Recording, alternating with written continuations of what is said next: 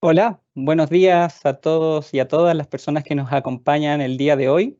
Les doy la bienvenida a la segunda conferencia técnica del ciclo 2023, denominada Metodologías de Vinculación Probabilísticas, Desafíos y Oportunidades para el Sistema Estadístico Nacional. Desde 2019, nuestra institución organiza estas instancias para difundir entre los distintos actores del Sistema Estadístico Nacional temáticas relevantes asociadas a la producción estadística. En los últimos años, la cantidad de datos disponibles ha aumentado de forma sustantiva, lo que conlleva un impulso global para potenciar el uso de registros administrativos como fuente de información para la producción de estadísticas. Situación que se ha visto potenciada a partir de la irrupción de la pandemia por COVID-19, ¿no es cierto?, a partir del año 2020. En este mismo sentido, dentro de nuestra planificación estratégica 2022-2026, como institución nos hemos planteado el desafío de avanzar en la generación de dos registros estadísticos fundamentales para la producción estadística. Por un lado, el proyecto de registro estadístico de unidades económicas y el proyecto estadístico de registro de población. Estos registros estadísticos se nutren de varias fuentes de información, principalmente registros administrativos, y compilan datos de la población, unidades legales o personas según corresponda, permitiendo su conteo, localización y caracterización demográfica básica. Para ello, debemos lograr vincular diversas fuentes de información y, en el mejor de los escenarios, bajo identificadores únicos de las unidades, como el RUT o el RUN. No obstante, no siempre es posible tener estos identificadores y se genera el desafío de cómo poder vincularlos. Y en ese contexto, el día de hoy nos acompañan dos expositores que nos van a ayudar a entender las técnicas, ¿no es cierto?, que existen para poder vincular este tipo de datos y abordar este desafío. Por un lado está Katie Harron, que es profesora de Estadística y Ciencia de Datos de Salud en el Instituto de Salud Infantil de la University College London, miembro del Consejo de la Royal Statistical Society y editora asociada del Journal of the RSS Serie A. La investigación metodológica de Katie se centra en el desarrollo de estadísticas, métodos para la vinculación de datos y en particular para evaluar la calidad de la vinculación. La investigación aplicada de Katie se centra en utilizar diferentes fuentes de datos para mejorar los servicios para las madres y las familias, y especialmente para las familias más vulnerables. Por su parte, Nicolás Libuy es economista y Senior Research Fellow del Centro de Estudios Longitudinales de la Universidad de College London, y el trabajo académico de Nicolás explora una amplia gama de temáticas, incluyendo salud pública, educación, trabajo y condiciones socioeconómicas. Su investigación aplicada utiliza datos administrativos vinculados con estudios longitudinales para explorar asociaciones causales a lo largo del curso de la vida. La investigación liderada por Nicolás evaluó la calidad de la primera vinculación a gran escala entre registros administrativos de salud y educación en Inglaterra. Muchas gracias a Nicolás y Katie por estar hoy con nosotros. Thank you very much to Nicolás and Katie for being today with us. Invitamos a Katie y Nicolás a proyectar y dar inicio a su ponencia, e invitamos a todos los asistentes que, en la medida que avanza la presentación, puedan dejar sus consultas, las cuales serán realizadas al final de la instancia. Puedan ingresar las consultas, ¿no es cierto?, en el chat localizado en la esquina inferior derecha. Les informamos además que la primera parte de la presentación a cargo de Katie será realizada en inglés, y en esta oportunidad desafortunadamente no contamos en esta ocasión con traducción simultánea. Sin embargo, les estamos compartiendo por el chat la presentación en español para facilitar que puedan seguir, ¿no es cierto?, la presentación, y las preguntas también las pueden realizar en español y nosotros las podemos realizar a Katie en inglés. Así que muchas gracias. Vamos a comenzar con Katie. Katie, thank you very much. You can go ahead. So the floor is yours.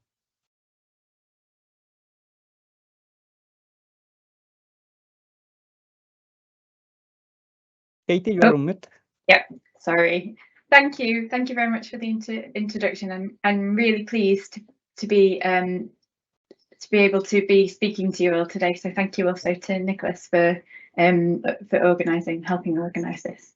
So I'm going to talk today about methods for probabilistic linkage or deduplication of data, why it's useful, why it's important to get right, and I'll talk a little bit about errors in linkage, and hopefully that will get you thinking about what the implications of linkage errors might be for analysis, and why it's important to keep this in mind when we're developing our linkage designs and strategies.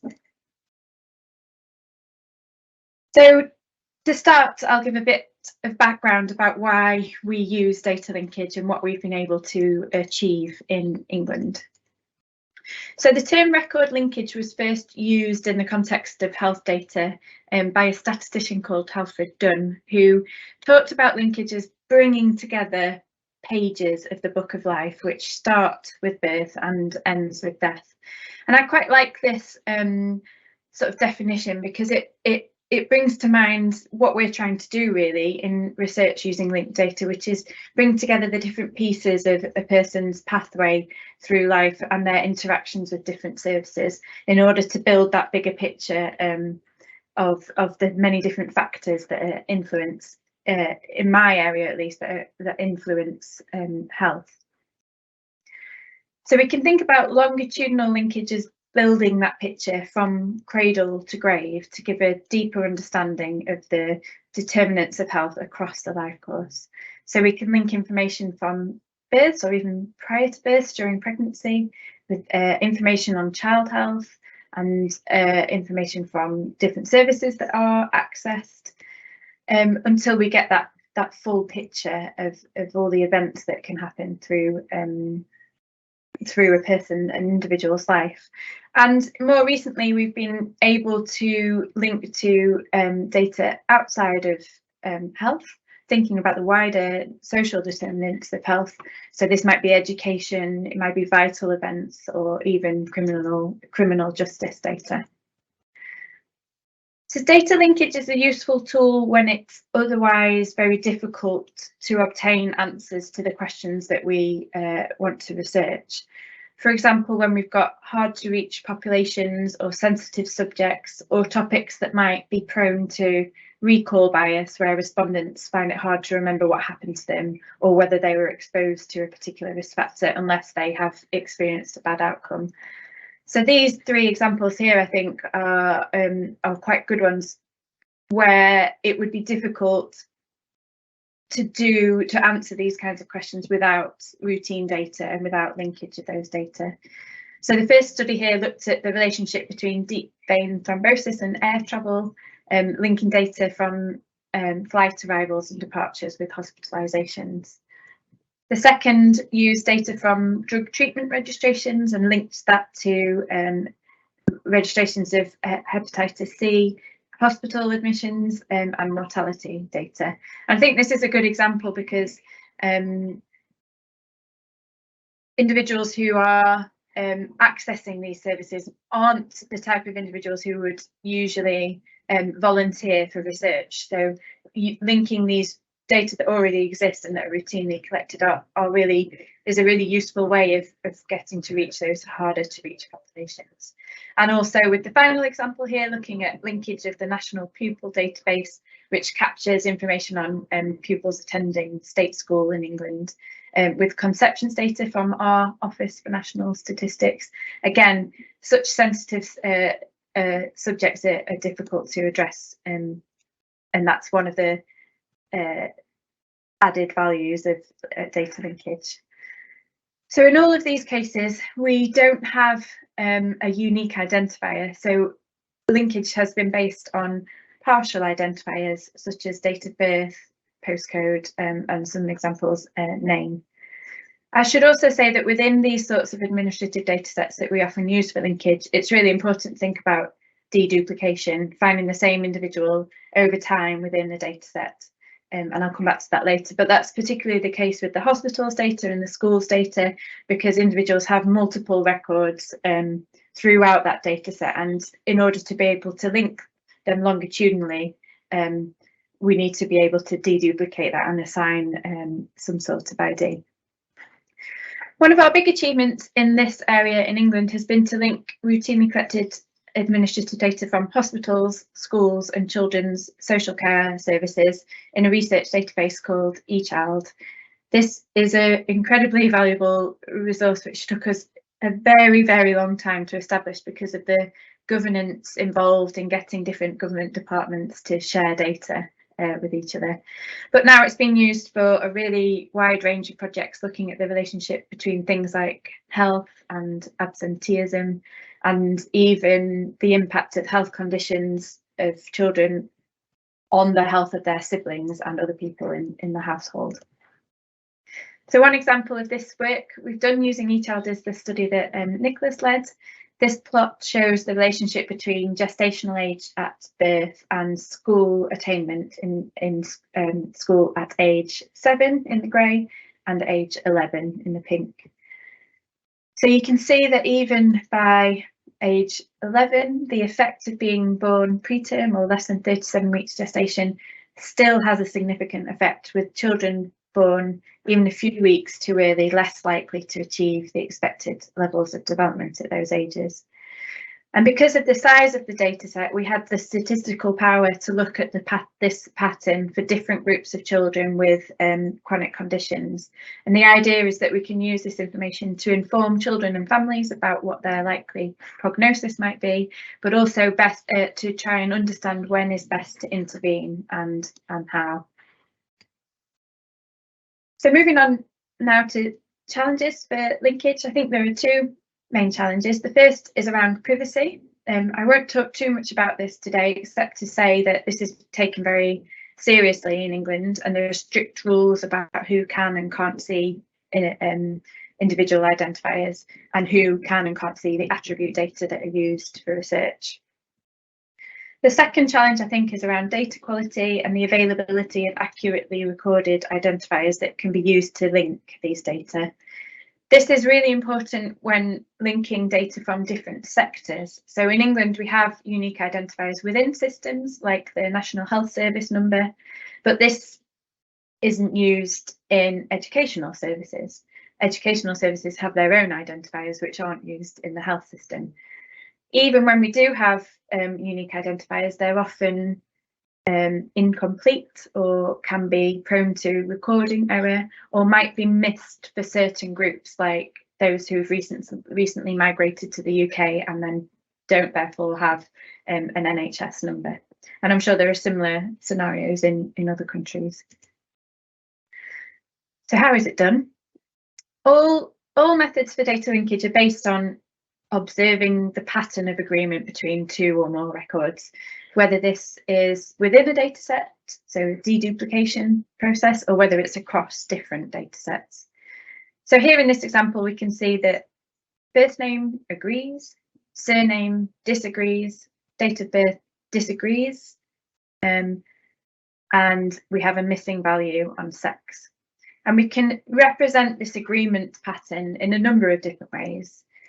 And here is one example. So we can think about this qualitatively: agree, disagree, but are similar or missing, or we can code this as 1, 0 and N for missing.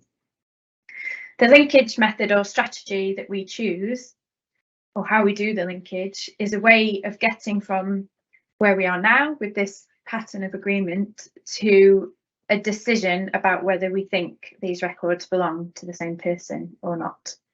And there are different ways of doing this. So starting with deterministic linkage, which is the most straightforward approach to linkage. In deterministic linkage, we pre-specify a list of rules to decide whether records are linked or not. This is a useful approach when we've got well-completed unique identifiers. It can be quick to implement, and it can allow for a small amount of typographical errors.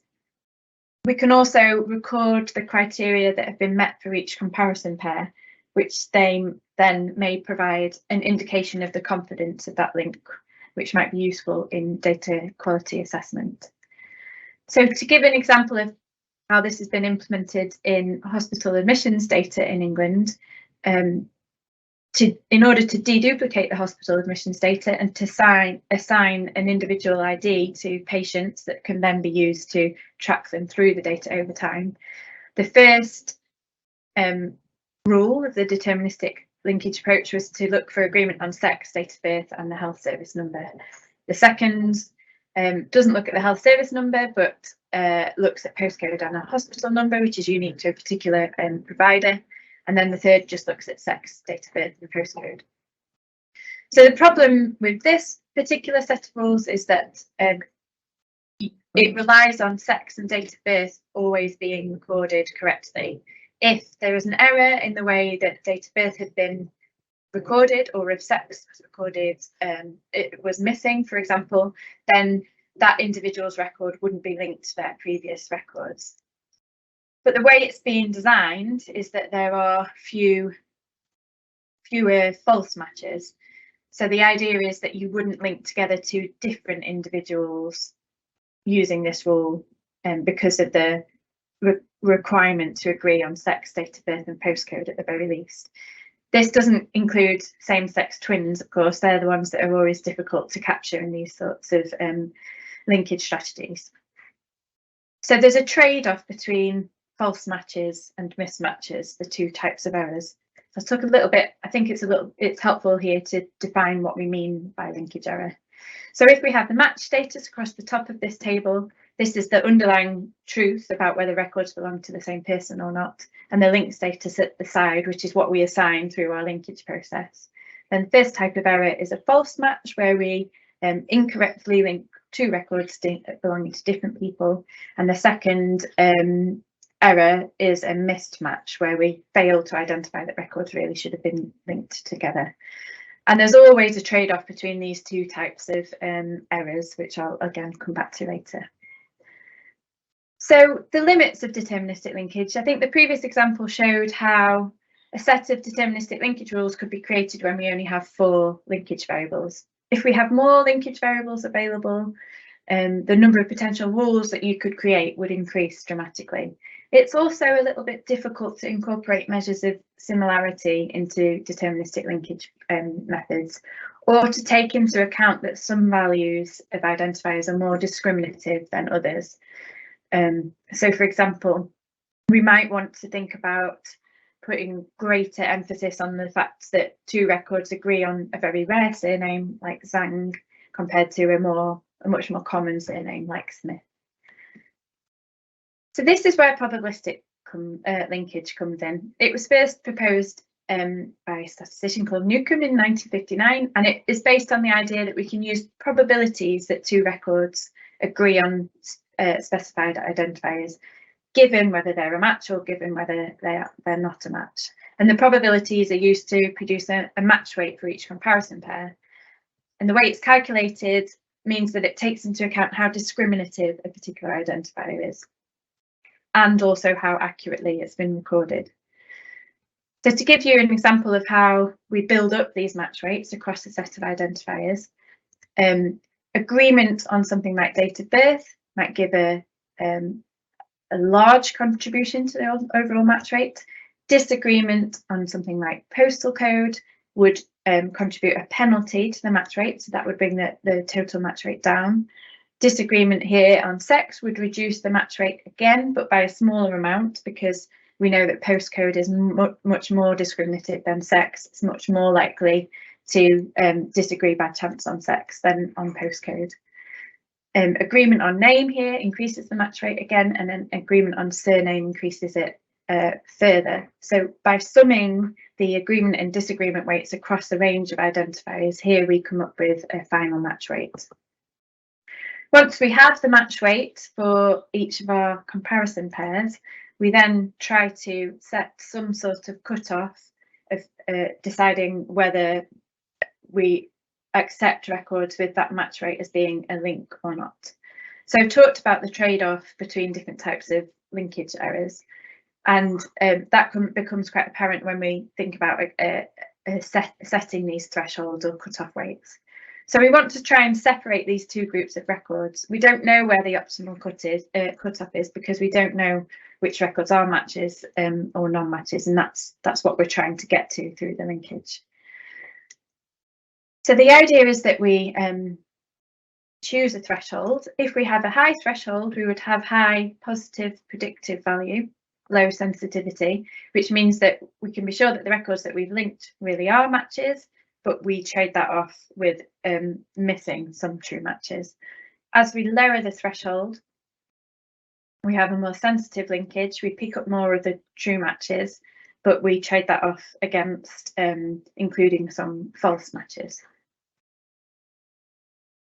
So to summarise the difference then between deterministic and probabilistic linkage, deterministic linkage uses rules, probabilistic linkage assigns match rates, and in both of these processes there's a certain amount of decision making that needs to take place, which deterministic linkage rules we use and which cutoff we use in probabilistic linkage. In practice, I think many linkage processes use deterministic linkage first where it's possible, where there are well completed unique identifiers, and then for groups where identifiers might not be as well completed, probabilistic linkage can then be used. Okay, so how do we assess linkage quality? So I've talked about the two types of linkage errors, and there are different metrics for assessing the quality of the linkage. So firstly, the match rate, just simply the proportion of records in the data set that were linked. We often see this. We can measure sensitivity or recall, so the proportion of matches that are correctly linked, and specificity, the proportion of non-matches that were correctly identified as such. So it's easy to calculate the match rate. It doesn't tell us anything about whether the records that we've linked are true matches or not. So it doesn't tell us anything about false matches. It's more difficult to estimate sensitivity and specificity because you need to know something about the underlying true match status. So more often what we see is a measure of positive predictive value. So here the denominator is the records that have been linked. So we can do some sort of quality assessment to see, out of those that we've linked, how many do we think really are true matches? And we can also think about calculating the false match rate. So these measures allow us to quantify linkage error, but don't really give us information on what we really want to know, which is how are these linkage errors likely to affect our analyses. And what's really important to consider is whether linkage errors are distributed randomly across our data or whether they're more likely to affect some subgroups than others, where there might be potential for bias. Another thing that we should think about is whether it's more important for a particular linkage project to minimise false or missed matches. And this addresses the question that might come up, which is what is an acceptable level of linkage error? So in some settings, false matches or mismatches are more important or more problematic than others. If the aim, for example, was to do a linkage project in order to send out screening invitations for people we think might be at risk of a particular disease, then it might be important to capture all of the true matches. The aim there is to maximise sensitivity, and it might matter less if we include some false matches then and invite some people who didn't need to be invited for that screening process. On the other hand, if we're using linked data for something that's related to clinical practice or administering drug treatments, for example, then it can be really important not to include any false matches. So we have to be sure in some cases that all the records that we've linked really do belong to the right people. So in some settings, the aim is really to maximise specificity. And then in other settings, if we're aiming to estimate incidence or prevalence by linking a set of people to a set of events, then missed links would lead to undercounting, false links would lead to overcounting, and in this setting we might want to think about minimising the total number of errors in order to get the closest estimate as we can to the truth. So how do we go about assessing linkage quality? It's difficult, it's challenging, but there are different methods and approaches that we can use. So I'll give some examples of these. So firstly, comparing the characteristics of linked and unlinked data. So this example comes from an Australian study that linked together mothers and babies. And you can see here, if you look at the top row, that they'd linked 99% of their records. But when they broke this down by different characteristics, they saw that in the matched pairs in the first column, there was a different distribution of their outcomes, stillbirth and preterm birth, than in their unmatched columns, the unmatched records in the second and third columns. So this might be because there's something about the way that stillbirths are recorded that means that the identifiers on those records are less complete, or it could be something more nuanced than that, where we also see differences here in the proportions of Australian-born mothers and births in private hospitals. So it might be, for example, that women who give birth in private hospitals don't have their data recorded in the same way as National Health Service hospitals. Might be more difficult to link, but they might also be the mothers who are at higher risk of particular outcomes. So there can be some quite nuanced thinking about where errors come from, what's driving the errors, and how that might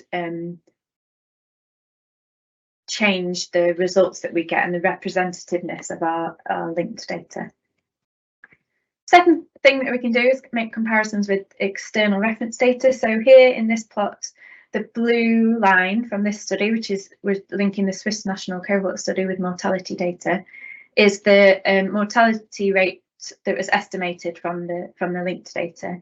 And the pink line here was national published aggregate information on mortality rates. So you can see here that the linked data had underestimated mortality rates in most years, except for 2001, which was the census year. So there was something different again about the way that data had been recorded in that year. So this is an example of how if you include missed matches, you'll underestimate rates. If you include false matches, you can end up overestimating rates.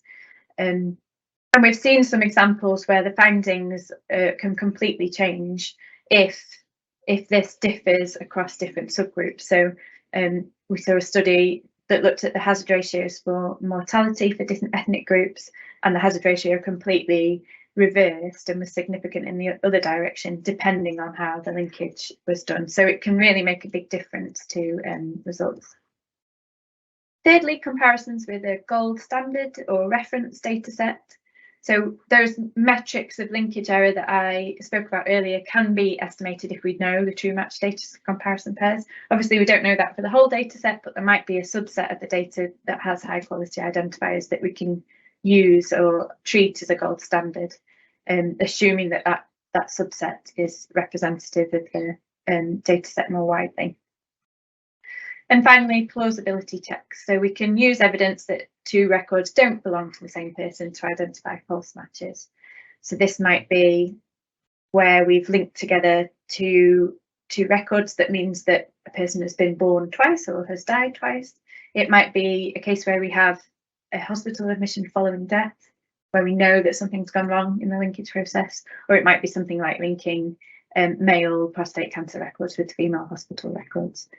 So the helpful thing when we're doing these sorts of plausibility checks is to look again at how these errors are distributed according to different subgroups. We can see whether particular groups are more likely to be affected by these issues than others, and that might then indicate that we need to go back and revisit the linkage algorithm to try and improve linkage rates in particular subgroups. So to end there, for me, I think the take-home points are that where possible, it's helpful to tailor the linkage method to specific purposes. It might be more important for you in your context to make sure that you absolutely don't include any false matches, or it might be that you need to get to high linkage rates and the false matches don't matter. It depends on what the data are going to be used for. Even small amounts of linkage error can lead to substantial bias in results, so we need to carefully think about how to evaluate linkage error. And as part of that, it's really important to be transparent about the linkage methods that have been used so that we can understand where errors might happen and what the implications of those might be. And there are guidelines available to support us in communication between the people who are doing the data linkage and the people who are using that data. Okay, I think I will stop sharing now and hand over to Nicholas.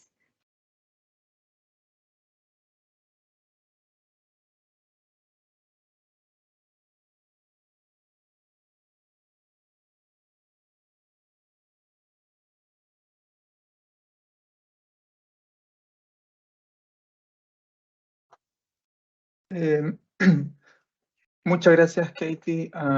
Bueno, el Instituto Nacional de Estadística por darnos la oportunidad de hablar un poco sobre los desafíos y las oportunidades que métodos de vinculación determinística y probabilísticas tienen para el Sistema Estadístico Nacional chileno. En esta parte de la presentación lo que me gustaría hacer es aterrizar de cierta forma los métodos que Katie presentó brevemente en la primera parte de la presentación, pero antes que eso me gustaría comentar sobre 5 desafíos y oportunidades que yo veo dentro del Sistema Estadístico Nacional para implementar estos métodos. Naturalmente, la primera es la necesidad de integrar microdatos utilizando estrategias que sean confiables, y una respuesta para este desafío, a mi juicio, es la implementación de estrategias de integración que incorporen ambos, métodos de vinculación determinísticos y probabilísticos. Sin embargo, previo a la integración de los registros, un segundo desafío tiene que ver con la sistematización y validación de estos procesos de integración, que muchas veces realizan una serie de tareas y procesos, tales como la depuración de los errores, la estandarización de los registros que son utilizados para las vinculaciones y las deduplicaciones, como pueden ser direcciones o nombres. Esto puede ser particularmente importante para poblaciones subrepresentadas como los extranjeros en Chile. También existen tareas como la definición de reglas de validación, y muchas decisiones respecto a estas se toman en distintas organizaciones del Estado, muchas veces para cumplir el mismo objetivo. Dentro de esta regla de validación está la priorización de dicha regla, la cual en la parte responde a la calidad que pueden tener un registro versus otro. Muchas veces la validación se utiliza a partir de, por ejemplo, la comuna, porque se cree que es un mejor registro, en fin. Una vez que todo este proceso está hecho, existe una etapa en la que quienes son encargados de los datos tienen que decidir en el fondo qué tipo de metodología van a utilizar para desduplicar, ya sean métodos determinísticos, probabilísticos, a partir de esto. Y estos procesos en general, lo que yo he visto es que pueden suceder de dos formas. Una forma estática, en donde una repartición del Estado por algún proyecto específico realiza esta tarea, o bien pueden ocurrir de forma dinámica o más continua, en el que estos métodos están integrados en el proceso de infraestructura de administración de datos. Esto hace que en el fondo no exista un trabajo que se realiza de forma permanente como parte natural de la administración de datos que puede tener una institución. Y esto también nos lleva a lo que, a mi juicio, es el tercer y el cuarto desafío, que tiene que ver con la evaluación y una mejora continua de estos procesos, y cuáles son las capacidades técnicas y la infraestructura que existen en las instituciones chilenas para poder implementarla. Y aquí, a mi juicio, yo creo que es tomar un poco la evidencia que presenta Katie sobre los métodos que existen para evaluar la calidad de las vinculaciones, sobre todo en los ejemplos que voy a mostrar más adelante de esta presentación. Y a mi juicio, en la medida que exista transparencia y un entendimiento de las partes, que ninguno de los dos métodos es perfecto y que las decisiones que se van a ir tomando respecto de las vinculaciones de registro administrativo está basado en el mérito de un método de integración frente a otro, y que esas decisiones finalmente son técnicas. Entonces, a mi juicio, existe un gran potencial para utilizar métodos de vinculación probabilística en Chile, y voy a tratar de explicarlo con más detalle en lo que viene. Finalmente, algo que no vamos a tocar en esta presentación, pero que yo creo que es transversal y que quizás es aún más importante que las decisiones técnicas, es el marco legal y la seguridad y el manejo de la información, sobre todo con registro administrativo. Aquí el gran desafío, a mi juicio, va más allá del desarrollo del marco legal o los aspectos técnicos sobre la seguridad de información, sino que tiene que ver más con la construcción cuidadosa de una licencia social, que es algo que en Inglaterra se ha logrado con trabajo de años y con mucho cuidado, y que en el fondo permite el uso de registros administrativos para el bien común de la población. Y en general es esperable que las exigencias y expectativas que en fondo tienen la sociedad civil impone a las organizaciones que son que son como custodios de esos datos, generalmente sean mucho más estrictas que lo que, que el mismo marco legal establece. Entonces, yo creo que eso es algo que es transversal en esto y que debe como también motivar un poco la discusión. Ahora bien, ¿dónde se evidencian estos desafíos en el sistema estadístico nacional? Lo mencionaba un poco al principio de la introducción, Leonardo, y en fondo enfatizar eso en esta presentación, que el Instituto Nacional de Estadística está en su proceso de generar el registro estadístico de población. Una parte importante del trabajo que está haciendo el Instituto Nacional de Estadística tiene que ver con visibilizar a la población que usualmente es bien difícil de caracterizar, como son los extranjeros residentes en Chile que no cuentan con un RUT. Ellos acceden a distintos servicios del Estado, muchas veces son invisibilizados simplemente porque es más difícil realizar caracterizarlo. Existe también dentro del mismo registro la necesidad de integrar encuestas de diferentes fuentes y eso son tareas que rutinariamente se realizan en el Reino Unido utilizando ya sea métodos determinísticos o probabilísticos. Y como mencionaba Katie, previo a cualquier vinculación hay una tarea natural, tiene que ver con la deduplicación de los registros dentro del estadístico. En todos estos elementos hay espacio para implementar metodologías de vinculación probabilística. De la misma forma, en el registro estadístico de unidades económicas, la unidad cambia, ya que no son personas, sino que empresas las que buscamos deduplicar o vincular. Y el desafío es similar, ya que existen empresas más complejas en las que es difícil identificar su dirección, o bien empresas que por sus características no cuentan con un identificador único que las permita vincular, como son aquellas empresas internacionales o conglomerados, que son conjuntos de empresas o múltiples RUTs. Entonces también ahí hay un espacio para trabajar. Los censos y los registros históricos que existen en Chile de datos también es otra oportunidad en la que se pueden utilizar estos métodos. Por ejemplo, al ser el censo 20, el que viene ahora el próximo año, un censo de derecho que se va a desarrollar en 12 semanas y va a ser de carácter mixto, es decir, presencial y telefónico asistido por dispositivo electrónico. Es quizás esperable asumir que se requerirá un mayor esfuerzo en la duplicación de viviendas, por ejemplo. Y una de las características que tienen los desarrollos recientes de los programas que permiten hacer vinculaciones probabilísticas a gran escala es que son rápidos y fáciles de implementar en el sistema. Un ejercicio, por ejemplo, que se hizo con el censo de Inglaterra y Gales en el 2021, logró deduplicar 52 millones de registros, que en el fondo son 3 billones de pares de comparaciones en 4 horas. Entonces, eso son oportunidades que son tecnologías que existen, que están a la mano para el Instituto Nacional de Estadística y que se pueden de cierta forma implementar en Chile. Finalmente, la vinculación entre registros administrativos y encuestas es una gran oportunidad desaprovechada en Chile. Podría enumerar una múltiple cantidad de encuestas que mejorarían si es que fueran vinculadas con registro administrativo. Y mencionar que en el Reino Unido se utilizan metodologías para vincular datos longitudinales con registro administrativo y metodología de vinculación probabilística porque simplemente no existe un identificador único muchas veces al momento de realizar la encuesta. Obviamente contando con los consentimientos informados en la encuesta, yo creo que en parte la falta de trabajo, o sea, la falta de vinculación entre registros admitidos y encuestas tiene que ver también con el desarrollo de consentimientos informados que permitan hacer estos trabajos.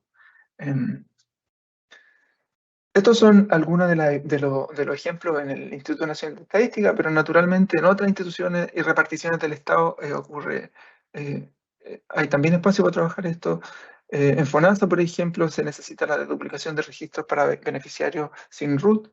En el Ministerio de Educación, ciertos beneficios se entregan a partir de información administrativa que proviene de otros ministerios para aquellos estudiantes sin RUT. Muchas veces es complejo poder vincular y naturalmente van a haber errores de vinculación en el proceso y asignar beneficios a partir de la información vinculada, como Katie mencionó, puede conducir error. Entonces, de nuevo, hay una oportunidad para trabajar respecto a eso. El Ministerio de Salud, por su parte, requiere estimar la cobertura de vacunas para la población extranjera. Cuando no existen identificadores únicos con las poblaciones extranjeras, se requiere saber utilizar métodos de vinculación probabilística para tratar de cierta forma corregir estas coberturas e informar la política pública en torno a la cobertura de vacunas. De la misma forma, el Servicio Nacional de Migraciones y el INE requiere estimar flujos migratorios y básicamente el problema es muy similar. Entonces, para aterrizar lo que comentó Katie, ahora les voy a comentar sobre una colaboración que estamos realizando entre el Ministerio de Educación, el Ministerio de Salud, FONASA y académicos de UCL, que tiene como objetivo mejorar la integración de registros administrativos y encuestas mediante la implementación de métodos de vinculación probabilística. En particular, tenemos pensado trabajar en dos elementos. El primero es una colaboración entre el Ministerio de Educación y FONASA para integrar registros para la población escolar sin RUN. El segundo caso, entre el Ministerio de Educación y el Departamento de Estudio e Información del Ministerio de Salud, el DEIS, y la idea es ajustar las estimaciones de cobertura de vacunas en la población escolar. Me voy a referir un poco en detalle a porque siento que va a ayudar bastante a aterrizar los métodos que mencionó Kate. Entonces, un poco de contexto. Brevemente, FONASA, como parte de su modelo de trabajo, asigna números de identificación provisorio al interior de su registro a personas migrantes sin RUT para que éstas puedan ser atendidas por el sistema. Por su parte, el Ministerio de Educación también, como parte de su modelo de trabajo, asigna un identificador provisorio único, que es el IPE, a estudiantes mientras estos esperan que el proceso de asignación de RUT se regularice. Naturalmente existen iniciativas que se han impulsado en Chile, como es la ley número 21.325, que busca asignar RUT, según entiendo, de una forma más eficiente a estas personas, pero en la medida en que eso no ocurra, existe una necesidad por parte de los organismos del Estado de tratar de resolver eso. Y nuestro objetivo un poco es apoyar esas tareas mediante la deduplicación y la integración de registro mediante el modelo Feliggi-Santer, que es básicamente lo que describió Katie previamente, y aprovechar en el fondo un desarrollo reciente de una batería de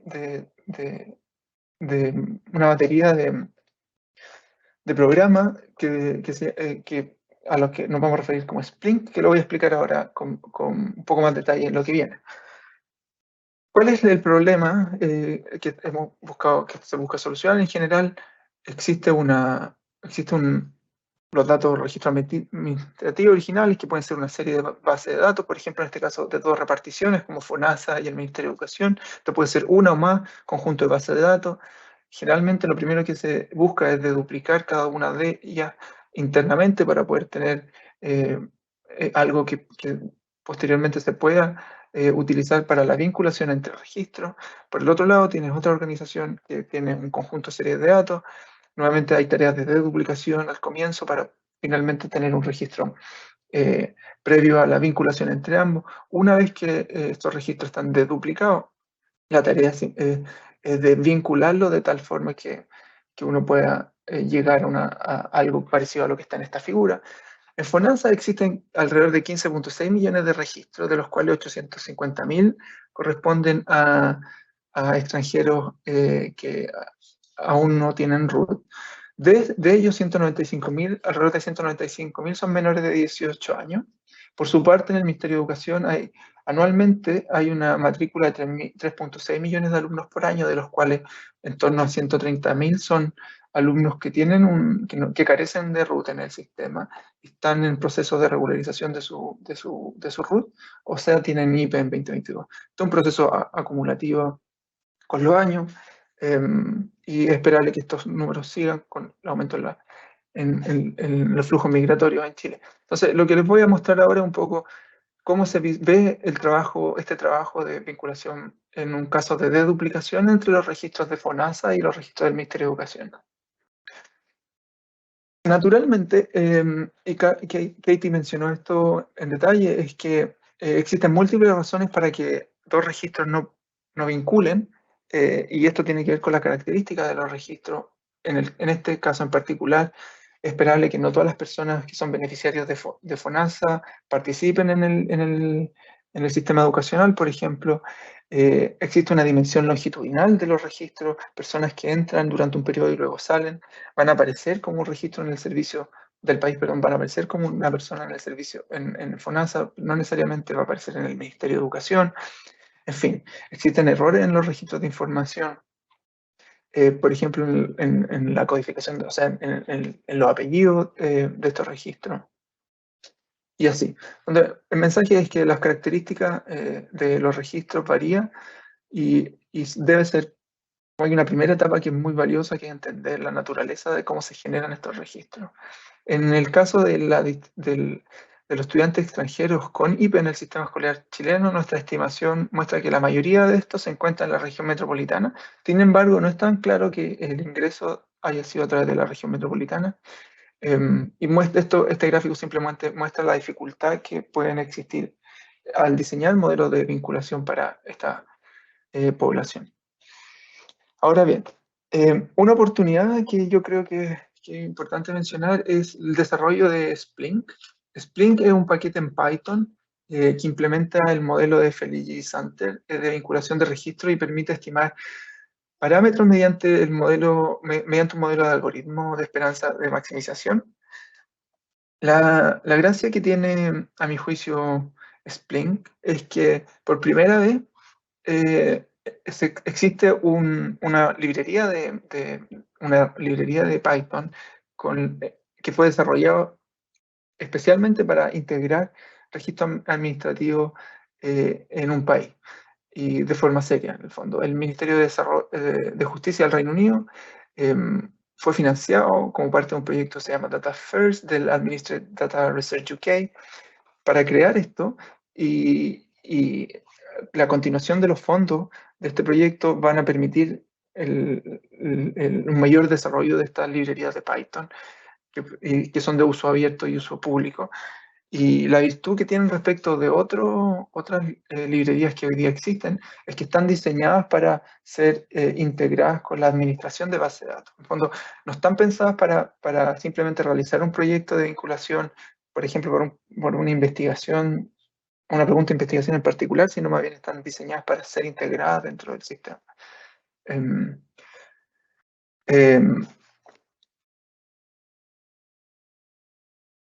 La otra ventaja que tiene también el Splink es que es relativamente sencillo de utilizar. O sea, en este código que les estoy mostrando está todo lo necesario para poder implementar el modelo de vinculación probabilística que les voy a mostrar a continuación. En este básicamente se define cuál es el tipo de vinculación que vamos a hacer. Va a ser un tipo de duplicación y no de vinculación. Hay una serie de reglas de bloqueos que se tienen que definir previamente y luego están las reglas determinísticas de comparación. Y básicamente eso es como lo que se necesita. Entonces el mensaje es,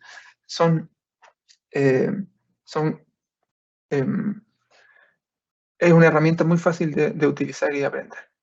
Ahora, ¿cómo se implementa este modelo en base a los siguientes pasos? Primero, hay que obviamente definir las variables que se requieren para hacer la vinculación. Nosotros, este es un ejemplo, podemos pensar en utilizar nombres, el apellido materno, el apellido paterno y la fecha de nacimiento. Tenemos que definir el tipo de modelo, en este caso vamos a un modelo de duplicación.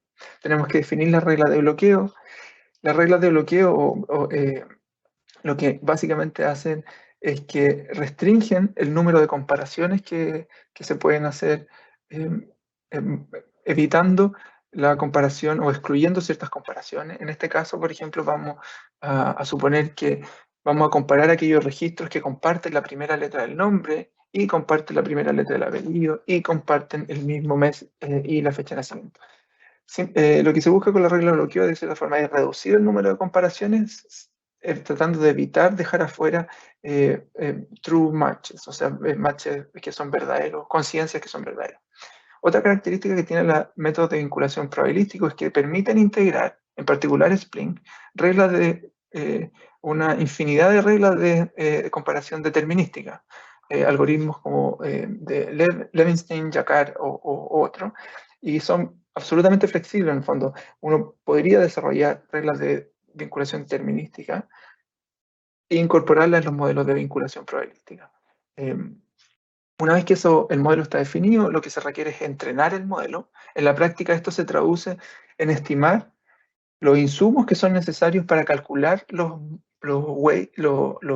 ponderadores que mencionó Katie anteriormente. Entonces son estimar probabilidades M y estimar probabilidades U. Y una vez que estos modelos están entrenados, existen estas probabilidades, lo que se busca hacer es definir umbrales de aceptación a partir de todas las comparaciones que se han hecho, y a partir de estos umbrales de aceptación se decide si es que dos registros pertenecen a la misma unidad.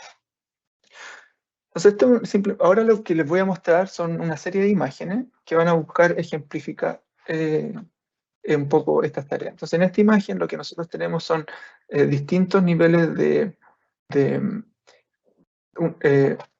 tenemos calculado los pesos para distintos variables, en particular nombre, el apellido y la fecha, para sus diferentes niveles de comparaciones. Entonces, por ejemplo, en este caso, la idea es que luego de entrenar el modelo, luego de calcular los pesos de los valores U o los valores M, se pueden calcular diferentes ponderadores que van a coincidir con distintos tipos de reglas determinísticas de comparación. En este caso, por ejemplo, que el nombre sea exactamente igual al otro nombre que estamos comparando, o que el nombre tenga una medida de Levenshtein menor a 1. Dependiendo de cada uno de esos niveles de comparación, nosotros vamos a definir ponderadores para cada uno de estos niveles.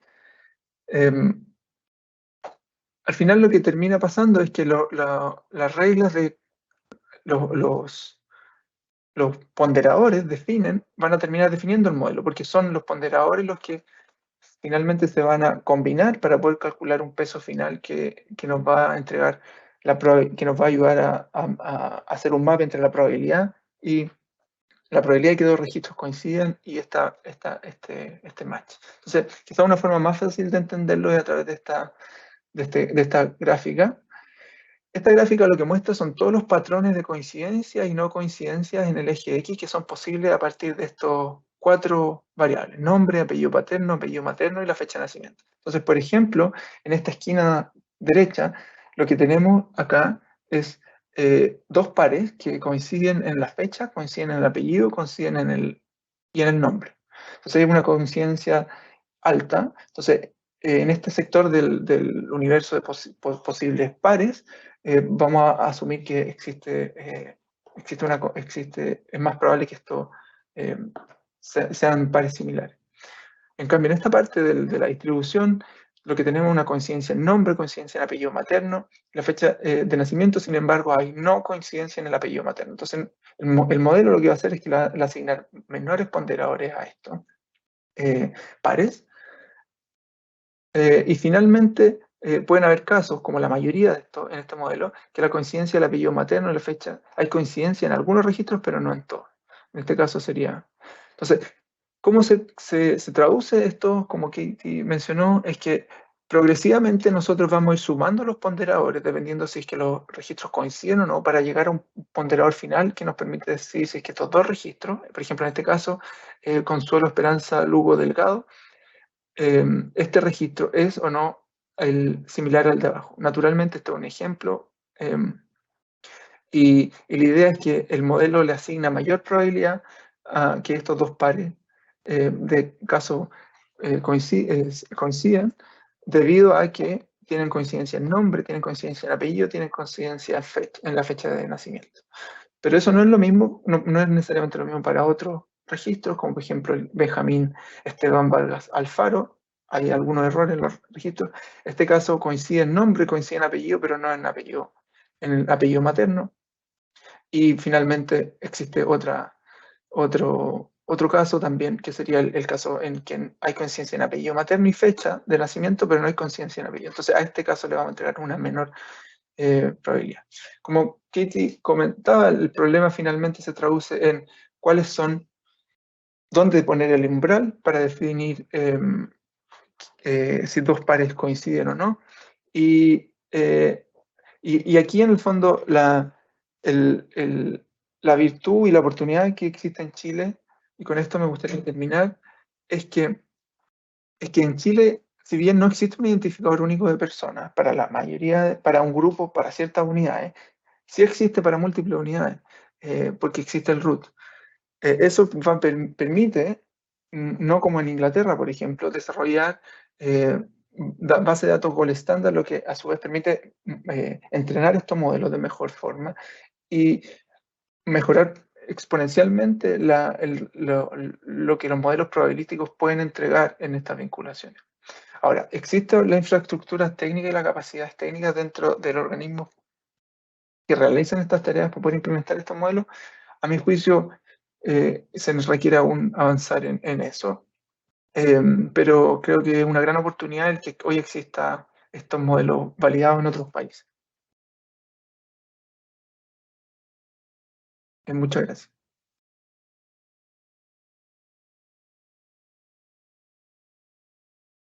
Bien, muchas gracias Katie y Nicolás por las exposiciones. Thank you very much for the presentations.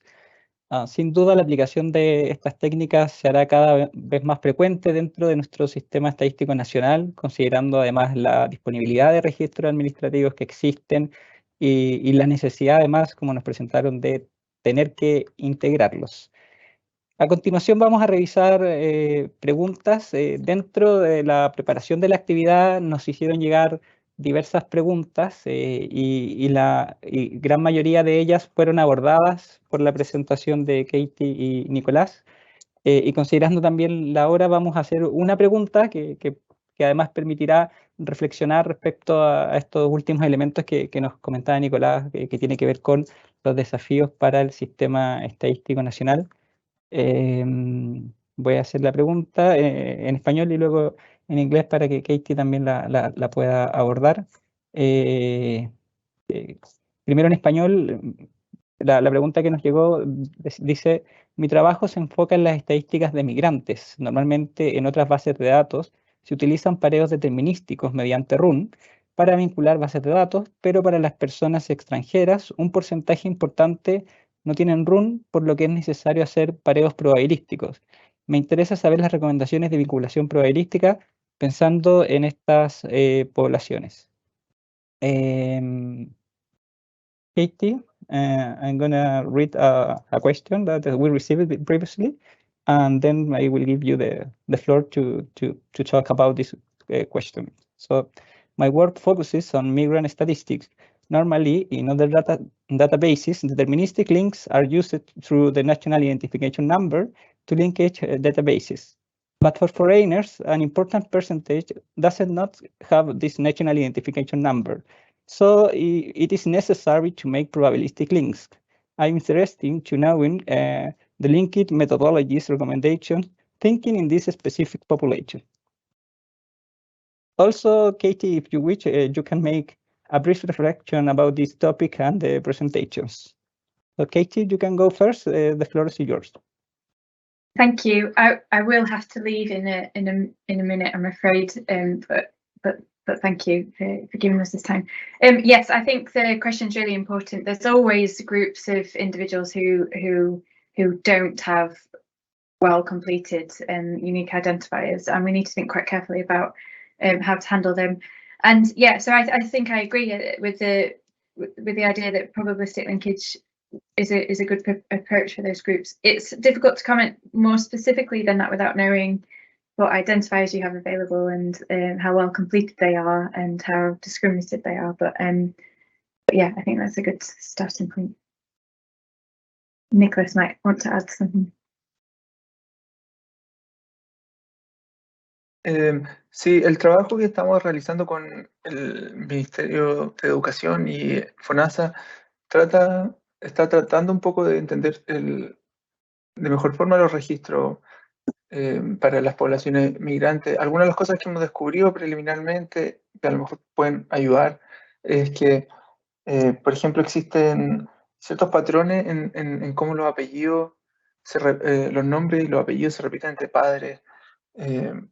entre padres e hijos, por ejemplo. Entonces es esperable que utilizar métodos de vinculación probabilística que solo se basan en nombres y apellidos generen duplicaciones al interior de la familia simplemente por esa razón. Entonces incorporar variables adicionales como la fecha de nacimiento podría ayudar a diferenciar esos casos. Ahora, no es hemos avanzado, pero es una tarea difícil de desarrollar, entre otras partes porque el ingreso o el carácter longitudinal de los registros es algo que todavía no hemos podido explotar para poder realizar con mayor precisión, pero son yo creo que al menos esos dos elementos debieran ser considerados en este tipo de poblaciones. Muchas gracias, Katie y Nicolás. Aprovechamos de despedir a Katie, que tenía que irse a otra actividad. Thank you very much, Katie, for being today with us. I know that you have to leave, so we are very grateful to you. So goodbye. Y aprovechamos, Nicolás, de hacerte otra pregunta que nos llegó, que además es muy breve, que tiene que ver si existen paquetes como Splink en R para generar los modelos de vinculación probabilística que estuvimos conversando.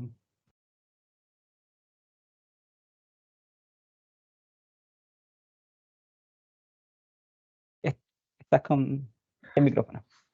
Sí, existen paquetes en R, en particular FastLink, que es bastante bueno y realiza las mismas tareas que Splink, yo creo.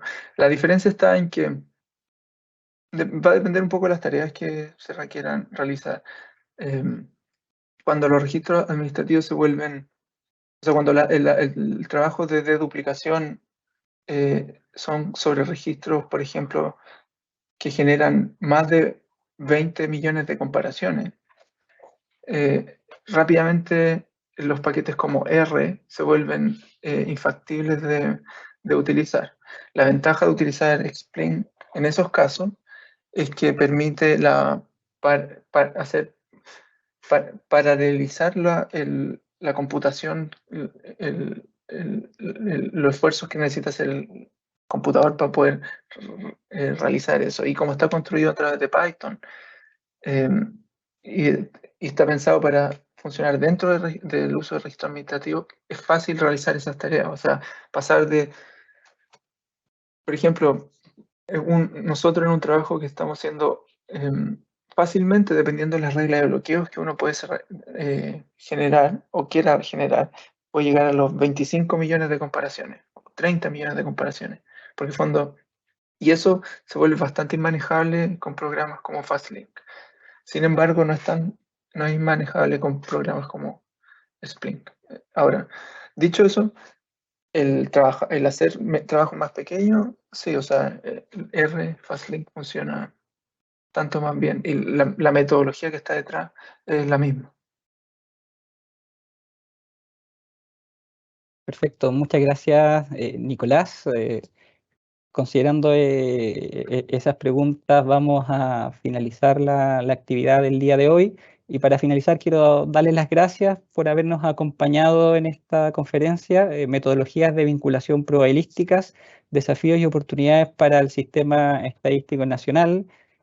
También en especial a nuestros expositores, a Nicolás, a Katie, por haber tenido la buena disposición de acompañarnos en esta actividad, de plantear también los desafíos que como sistema estadístico nacional tenemos por delante para la producción de datos y la vinculación de registros administrativos en este contexto. Aprovecho también la ocasión para dejarlos y dejarlas desde ya invitados a las próximas conferencias técnicas que estaremos realizando durante este año, las cuales las vamos a estar notificando prontamente. Saludos y que tengan un excelente resto de día. Estén muy bien.